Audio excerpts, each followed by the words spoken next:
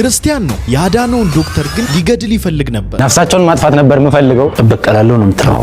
ዛሬ ይሄ ሊፈጠር ነው። ይሄስ ድራማ ነው የሚመስለው። ለማመን ከብዶኛል። ጌታ ሆይ እንኳን ጌታ ረዳ። እግዚአብሔር መልካም። እጅግ በጣም ነው ያማረብኝ። በዚህ ሰው ምክንያት ጴንጤ ገና ይሰደባል። ጌታ ይገስጸው። አንዳንዶች እንደሚፈላሰፉት ባካችሁ ስለ ክርስቶስ ብቻ ወርዱ ክርስቶስን ብቻ ሰበኩ የሚሉ ወሬ ብቻ ቀጣፊዎችን የሚያዋርድ ወጣት አለ። አንተ እግዚአብሔር ሌባ አይደለም። ከባንክ ሰርቆ ያንተ ባንክ ውስጥ የሚያስገባ የኔ አምላክ ሌባ አይደለም። ስግብግብነታችሁ ገና ያጠፋችኋል። እግዚአብሔር ያላረካውን ቤት አያረገው። ሰው የጎደለው መኪና ነው አይልም። ኢየሱስን ግን የሌላችሁ ምንኛ ምስኪኖች ናችሁ። ሕይወት ማለት ከኢየሱስ ጋር መቀመጥ ማለት ነው። ኧረ እነዚህ ሰዎች በቅናት ሊገሉኝ ነው። ተው።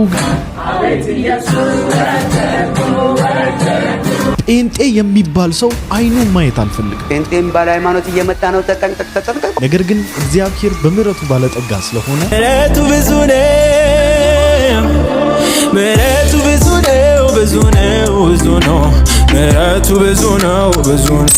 አይ ቲንክ ይሄንን ማለት ግድ ሳይሆንብኝ አይቀርም። ሁላችሁም ቪዲዮን ከመጀመራችሁ በፊት ላይክ እያደረጋችሁ ቪዲዮን ጀምሩ። ሰብስክራይብ ያላደረጋችሁ ሰዎች ሰብስክራይብ እያደረጋችሁ ቤተሰብ ሁኑ። እናቴ ይሄ ለውጤን ብታይ ኖሮ ለውጤን አይታ ቢሆን ደስ ይለኝ ነበር።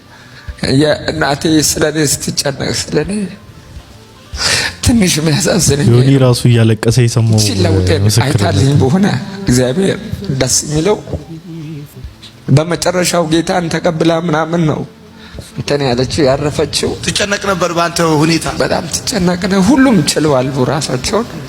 አንተ ብቻ ነበር። እኔ ብቻ ታላቅ ሆኜ ለቤቱ ያልቻልኩ አንተ ነህ። ቤተሰብ ያላገባው ያልወለድከው ትል ነበር። ዛሬ ይሁን እግዚአብሔር ይመስገን። ሰውኛ አላታለሁ ባለችበት ይድረሳት።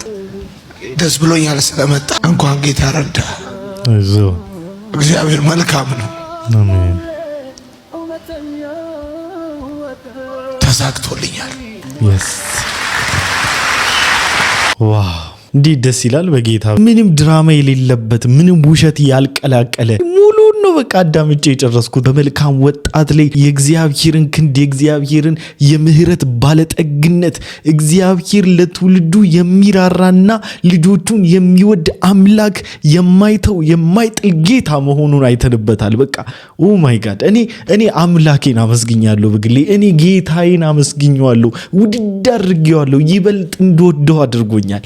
ይበልጥ በቃ ወደሱ መቅረብን እንድጓጓ እድልን ሰጥቶኛል። ሰው ምን ይለኛል ብላችሁ ሳትፈሩና ሳታፍሩ ያላችሁበትን ድካምና ያላችሁበትን አዝቅጥ ወጣችሁ ነግራችሁ ሌሎቹ ራሳቸውን እንዲጠብቁ እያደረጋችሁ ያላችሁ የእውነት እናንተንም ላመሰግናችሁ ወዳለሁ። ለዓለም አትመቹ፣ ለዓለም አትሁኑ። ስለናንተ ዓለም ስታስብ እነሱ የክርስቶስ ናቸው፣ ለምንም አይመቹም፣ አይሆኑንም ይበሏችሁ። ለክርስቶስ ብቻ ተመቹ። ነፍሳቸውን ማጥፋት ነበር የምፈልገው። ከልጅነታችሁ ጀምሮ አንተ እንደዚህ የሆንከው በሕክምና ስህተት ነው እየተባለ እየተነገራችሁ ቆይታችሁ ያንንም ደግሞ ያጠፋውን የሕክምና ስህተት የሰራውን ሰው ደግሞ ህይወቱን ልታጠፉ እየፈለጋችሁ አድጋችሁ ዛሬ ላይ ደግሞ በቅታችሁ ያንን ሰው መልሶ ማግኘት ለኔ ቀላል አይደለም።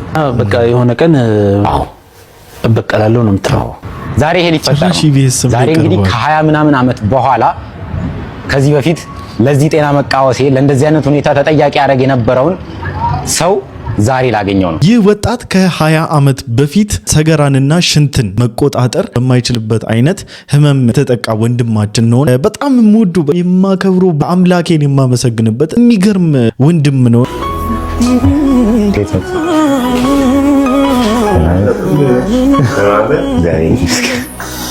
አንተ እንደኔ አይደለም ያባቱ እኔ ላይ ድቅድቅ ሌሊት አንተ ጋር ምንም ነው ሊጎዳው ይፈልገው የነበረውን ዶክተር ሲያክፈው ያጠብቆ ለዚህ እድሜ ደረስክ።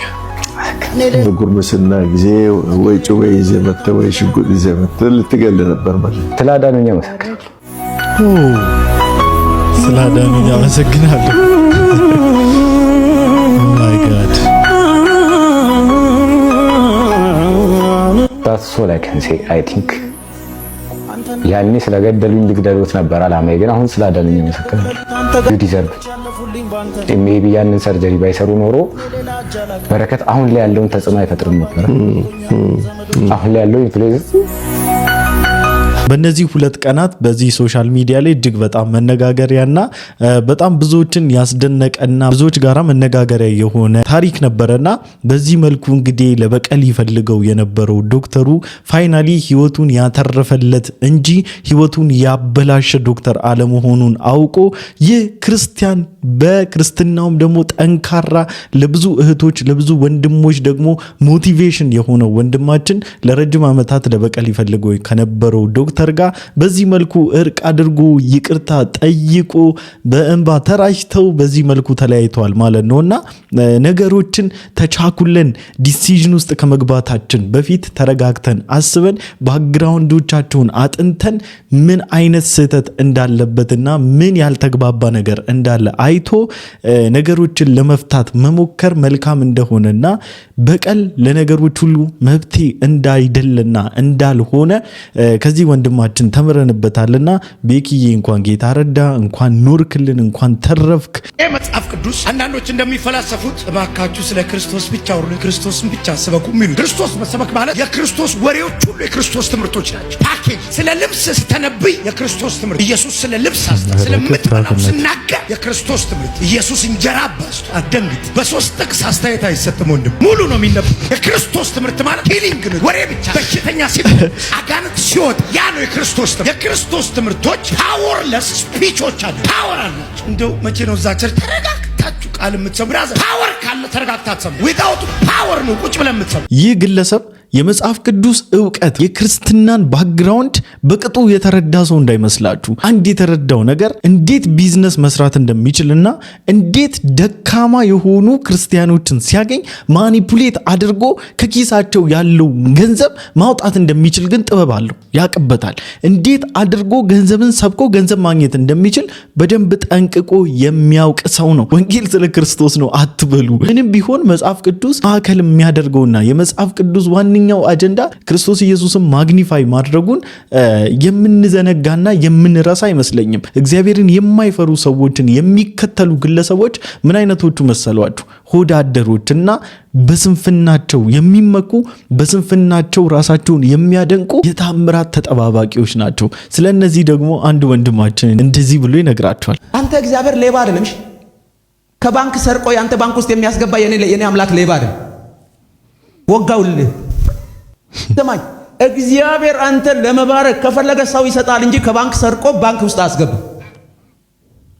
በደንብ ስማኝ። ይሄ ሰይጣናዊ ልምምድ ታውቃላችሁ፣ በቅርብ ጊዜ የሚገለጥ ምስጢር ነው። ይሄ ነብይ ነኝ እኔ እግዚአብሔር ሳልገልጥ አውርቼ አላውቅም። እኔ ነብይ ነኝ።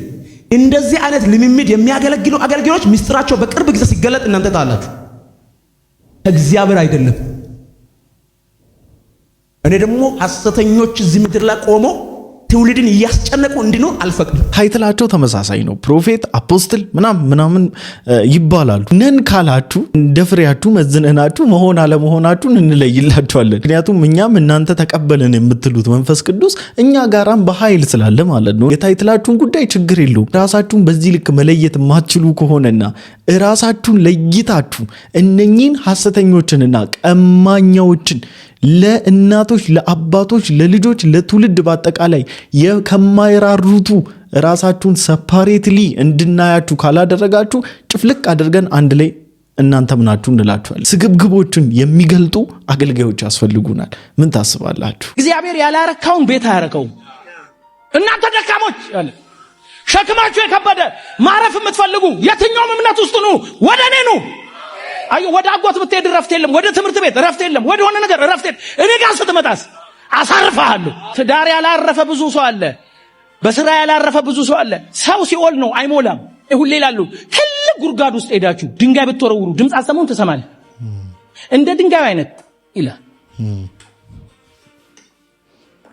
ይላል። ሰው ውስጥ ቪላ ቤት ከተህበት አይልም።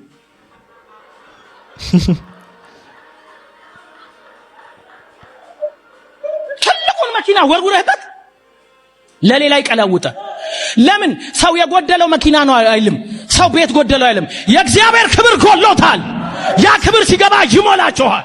ሰው በሌላ ነገር ለመሙላት ያን ጉድለት ፊልም ያህል ደብሮኛል ባክሽ ፊልም ጋር ትሮጣለች።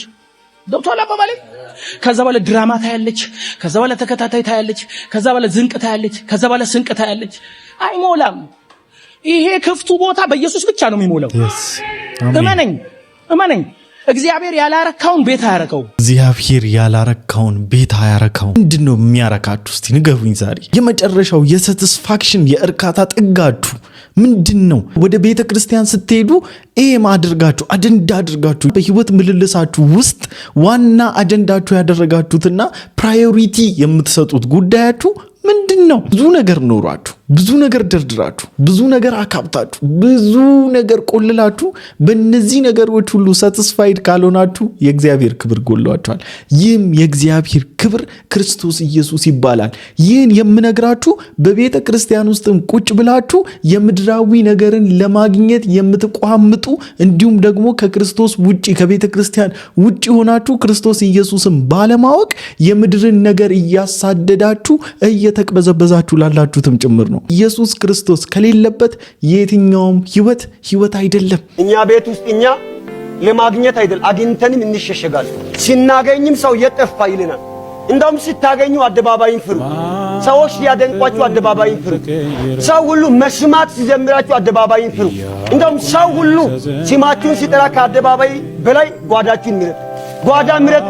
እግዚአብሔር በእኔ መስራት ጀምሯል ብሎ አደባባይ ከማስወራት መስራት ከጀመረው እግዚአብሔር ጋር ማውራት ይቀድማል። በስጋዊው ዓለም ላይ እያደገ ሲመጣ በቃ አድጋል ከ18 ዓመት በላይ ሆነሃልና ውጣ ከቤት ትባላለህ። አንተም የመውጣት ጉጉት ያድርባል እንዳደግክ ሲሰማ ማለት ነው። ኢንዲፔንደንት መሆንን ራስን መቻልን ታስባለህ፣ ትወጣለህ ከቤት ማለት ነው። መንፈሳዊ ዓለም ውስጥ ግን እያደግክ ስትመጣና ወደ ክርስቶስ እያደግክ ስትመጣ፣ ክርስቶስን እያወቅኩ ስትመጣ፣ ክርስቶስን ወደ መምሰል ራስን እያሳደግክ ስትመጣ ግን ዲፔንደንት ነው የምትሆነው።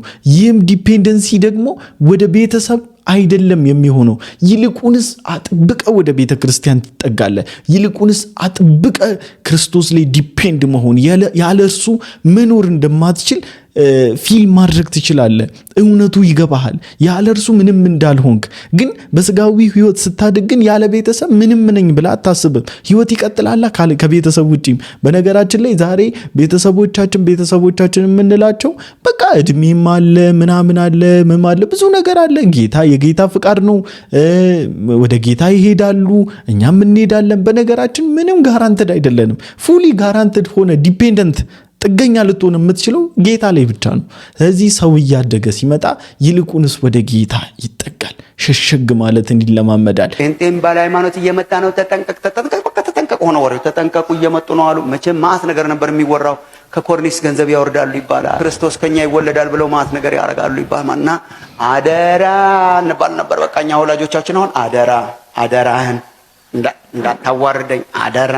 እሺ በተጠንቀቅ። እኔ ደግሞ በጣም አከር ነበር እዛ አካባቢ። በጣም በተጠንቀቅ ነው የምንጠብቀው። እና እኔ በጣም የሚገርመኝ ልክ ከተማን እንደሚቆጣጠር ወታደር ነበር የሚወራው። እንትን ከተማ ደርሷል ሲባል ብቻ ባጭሩ እኛ ጋር ደረሱ።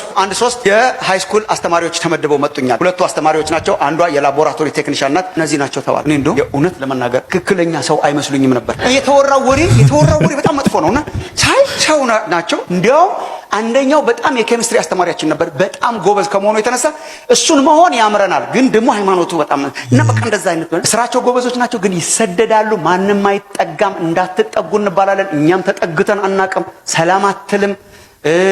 እቤታቸው ቀስ ብለው ሲዘምሩ ድንጋይ እንወረውር ነበር። እኛ ራሱ በሰፈራቸው ስናልፍ በጣም ማራኪ እምነት አልነበረም። ሄደ አሁን በእርዳታ ምናምን ሲሉ ሰዎች ምንም እርዳታ ራሳቸው እርዳን የሚሉ ምስኪን 3 ይሆን እንዴት አድርገን ሄጄ ጆይን ላረግ አልችልም። ባህሌን አይመስሉ፣ ቋንቋዬን አይመስሉ፣ ሃይማኖቴን አይመስሉ፣ ከኔ ጋር አብረው አይሄዱ። ምስኪን ነገር ነው። በቃ እየተሰባሰበ እዛ ጓዳ ውስጥ ያለ በምንም አይነት ልሆን የማልችለውን ነው እግዚአብሔር ያደረገኝ። ልሆን አልችልም። እነኚህ ጋር ልሆን አልችልም።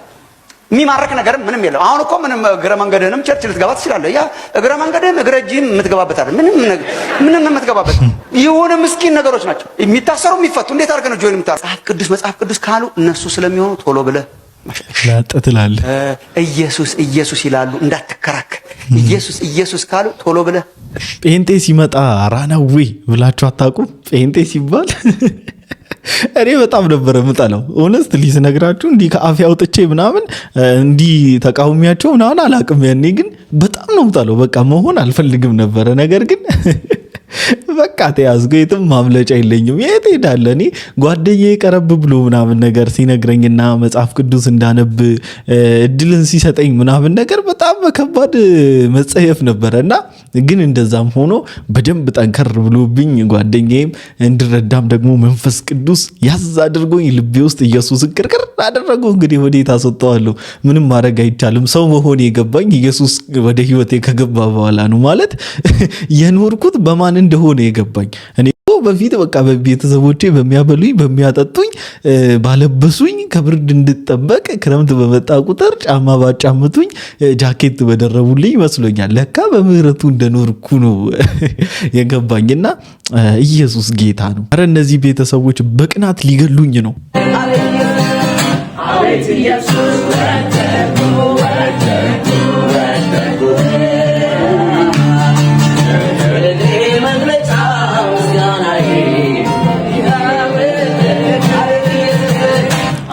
ኢየሱስ ወደድኩ ወደድኩ ወደድኩ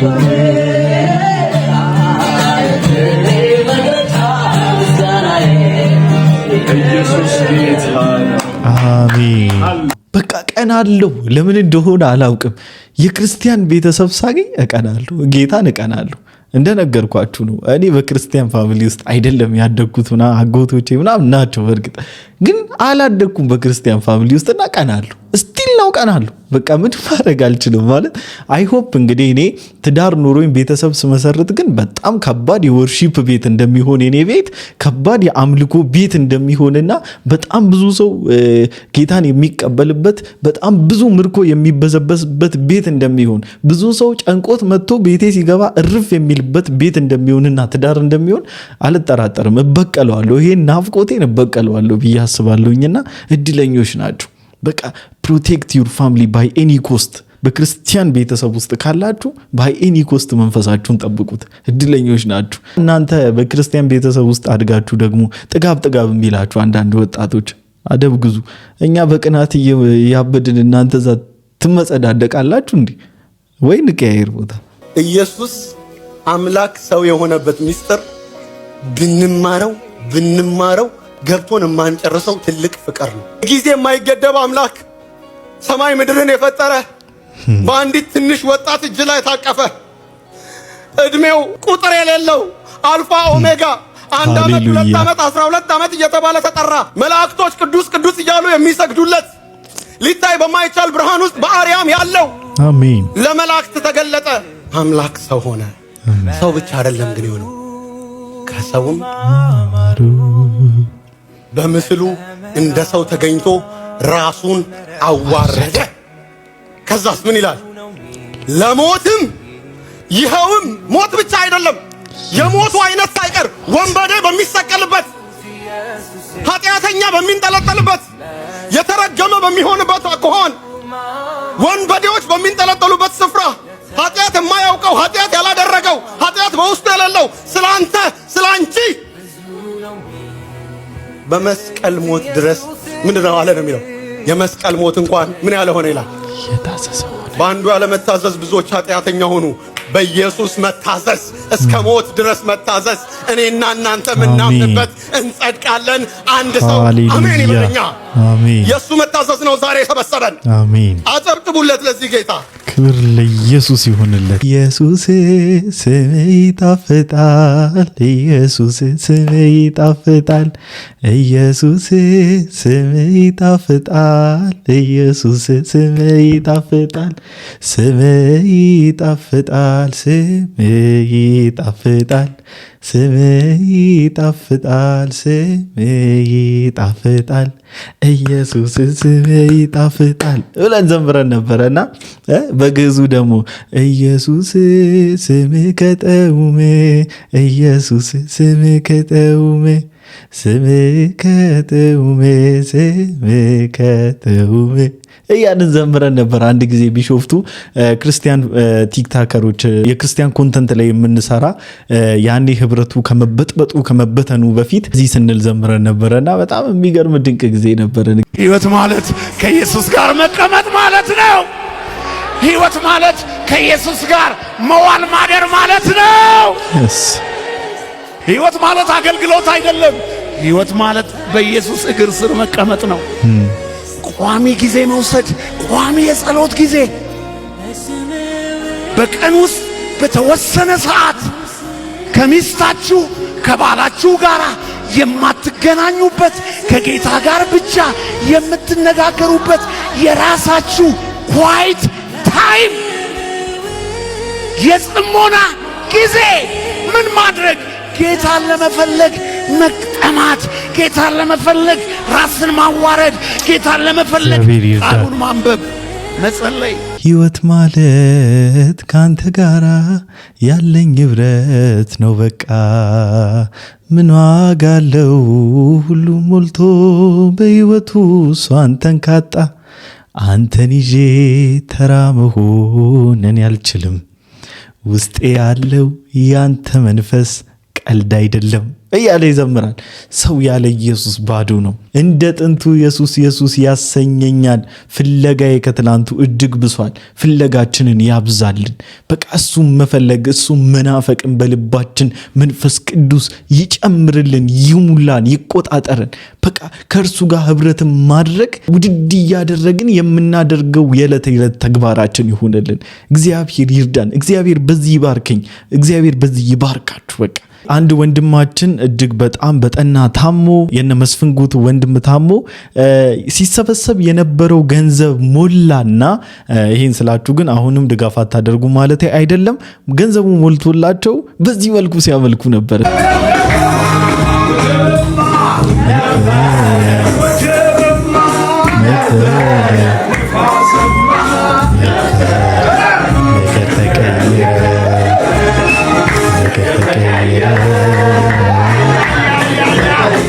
ሰየኔ ጌታ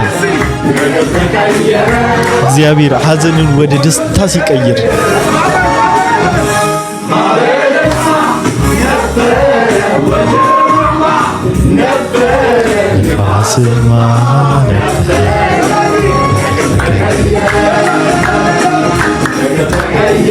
ሰየኔ ጌታ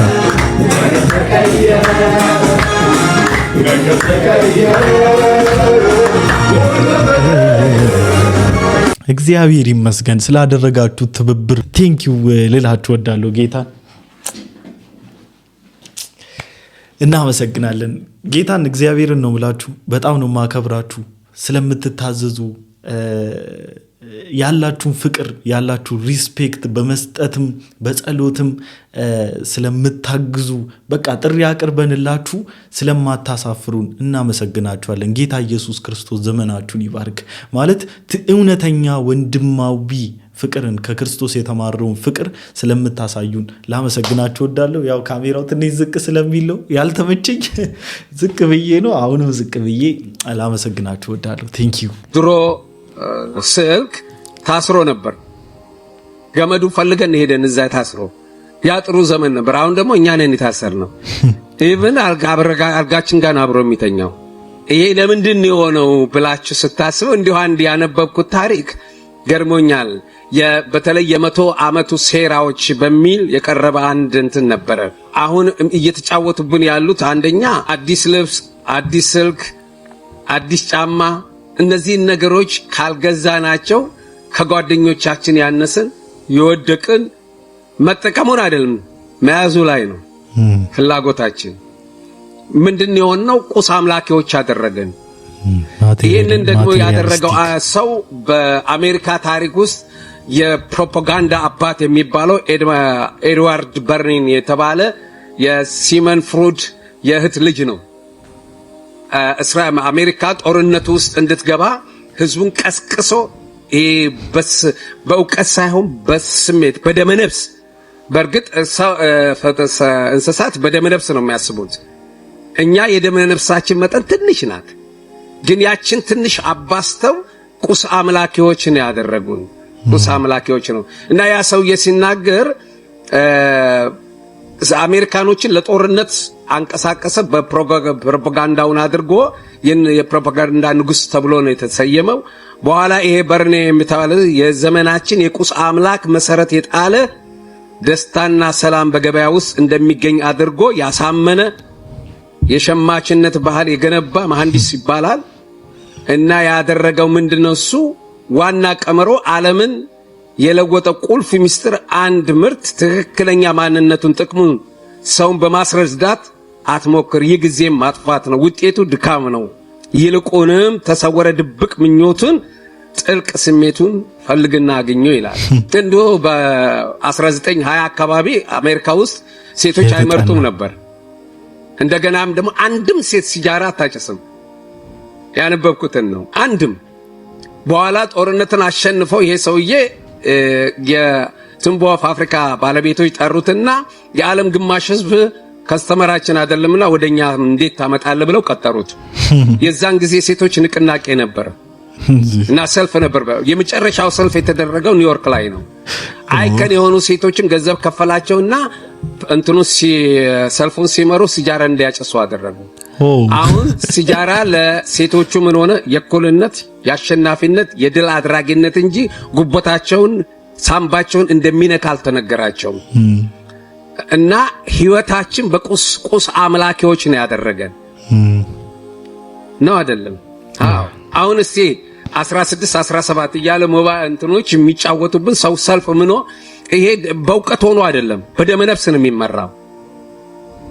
ያንን ካልያዛችሁ ያነሳችሁ የወደቃችሁ ትንሽ የሆናችሁ እንድታደርጉ አድርጎ ዓለምን ወደ ክፋት ነው የመራው። ከዚህ ትምህርት መቼስ የምንማረው ማቴሪያሊስቲክ መሆን መጨረሻው ማኒፑሌት መደረግ ወይም ደግሞ የዛ ማቴሪያል ወይም ብዙ ዋጋ ከፍለን ያገኘነው የዛ ማቴሪያል አምላኪ መሆንን አምላክ ወደ መርሳት የሚያመጣን በጣም ከባድ የሆነ ዲሞኒክ ነገር ነውና በዚህ ነገር እንደማትሸወዱና እንደማትታለሉ ተስፋ አደርጋለሁ፣ ስፔሻሊ ክርስቲያኖች። ምክንያቱም ይሄንን ቪዲዮ ሳመጣላችሁ ናዊዴም ስብከት በሚመስል መርዛማ ትምህርቶች ወደ ቤተ ክርስቲያን እየገቡ ነው መሰስ ብሎ በእጦታችን፣ በችግሮቻችን፣ በደካማ ጎኖቻችን በጣም ብዙ ጊዜ ፈልገን ባጣናቸው እግዚአብሔር ለኛ ጥበቃ ሲል እኛን ለመጠበቅ ከፍቅሩ ብዛት የተነሳ የከለከሉንን ነገሮች ማግኘት እንዳለብን እያሳመኑን ከእግዚአብሔር ጋር ጠበኞች የሚያደርጉን እጅግ በጣም ብዙ ደፋር የሆኑ አገልጋይ ነኝ ባይ የሆኑ በስመ አገልጋይ እየነገዱ ያሉ ደፋሮች እንዳሉም እንድታስታውሱና ማቴሪያሊስቲክ እናንተን በማድረግ እነሱ ለዘመናት ሲመኟቸው የነበሩ ቅንጡ ህይወቶችን ለመኖር እናንተን እንደ መስዋዕት በግ አድርጎ ያቀረቧችሁ እንደሆነ እንድትረሱ አልፈልግም። እኛ ደግሞ በጭራሽ የነዚህ ግለሰቦች የመስዋዕት እነሱ ለሚፈልጉት የቅንጡ ህይወት የመስዋዕት በግ ሆነን አንቀርብም። የበግ ለምድ የለበሱ ጨካኝ ተኩላዎች ይላቸዋል። አሁን እነዚህን የእግዚአብሔር ልጆች እንዳትሉ። ለምሳሌ ማቴዎስ 7 ላይ እንደማይወርሱ የተጻፈላቸው ሐዋርያት ሥራ 23 ሾልከው የገቡት እነዛ ሰዎች ምዕራፍ 20 ላይ እነዚህ የበግ ለምድ ለብሰው በመካከላችሁ ሾልከው የሚገቡ ይላል አይደል? ኢየሱስ የበግ ለምድ ያላችሁ። አሁን እነሱን ሰዎች እዛ ጋር መጨረሻቸው እንደዚህ ነው ሲል ወይኔ እኔ ሆን አይባልም። እውነተኛ በጎችን የሚጠሉ ናቸው። ስታነቧቸው ጥቅሶች ሲሰጡ ውስጥ ይፈልግ ከነዚህ ውስጥ አንዱ ነው የሚሆኑት። እውነተኛ በጎችን የሚጠሉ ናቸው። አንዳንዶቹ በታላላቅ ምልክትና ድንቅ ያለ እምነት ማለት ነው በእግዚአብሔር ልጅ ላይ በሌለ እምነት በታላላቅ ምልክትና ድንቅ የሚገለጡ ናቸው። ግን ከመጀመሪያም ኢየሱስ ማያውቃቸው ናቸው። ልብ በል፣ እነዚህን ሰዎች ክርስቲያኖች ናቸው ብለህ ልታስብ ትችላለህ። ኢየሱስ ግን ከመጀመሪያም ምን ማያደርጋቸው ናቸው? ማያውቃቸው ሰዎች ናቸው። አላወቅኳቸውም ነው የሚለው። እነማን ናቸው? አላወቅኳቸውም የሚላቸው ናቸው። የራሳቸው ኪንግደም የሚገነቡ ናቸው። እነዚህ ሰዎች የራሳቸው የእግዚአብሔር መንግስት የክርስቶስ መንጋ ምናምን ጣጣ የሌላቸው ናቸው። በፍጥነት ላነብላቸው ብዬ ነው። በፍቅረ ነዋይ ላይ ወይም በገንዘብ ጉዳይ ላይ የተሰማሩ ናቸው። ማለት የመጡበት ምክንያት ገንዘብ ነው። ኢየሱስ ማን ነው? ይሄ ታላቅ ማዳን፣ ይሄ ጸጋ፣ የዘላለም ሕይወት ዶንኬር ግን በፍቅረ ነዋይ ላይ የተመሰረቱ ናቸው። በገንዘብ ጉዳይ የት አካባቢ ነው ያሉት ሲባል ቸርች አካባቢ ነው። እነዚህ ሰዎች ላይ የተሰጠ ማስጠንቀቂያ አንድ በህይወቱ በደከመ ክርስቲያን ላይ መጠቀም ጥቅሱና አውዱ አይሄድም ለማለት ነው። በሚያባብል ቋንቋ የሚናገሩ ነገር ግን በእግዚአብሔር ኪንግደም ውስጥ የማይታወቁ ሰዎች ናቸው። ለምሳሌ ሮሜ 16 ላይ በአጋንንት ቁጥጥር ስር ናቸው። አጋንንት በትክክል የተቆጣጠሯቸው ሰዎች ናቸው። አንደኛ ጢሞቴዎስ ላይ መጣው የአጋንንትን ትምህርት እየሰሙ የተባሉት ነው። የእግዚአብሔርን ልጅ ትምህርት ወይም ወንጌልን በማዛባት ሆነ ብለው በመጠምዘዝ የተገለጡ ሰዎች ናቸው። በጣም የተገለጡ ናቸው።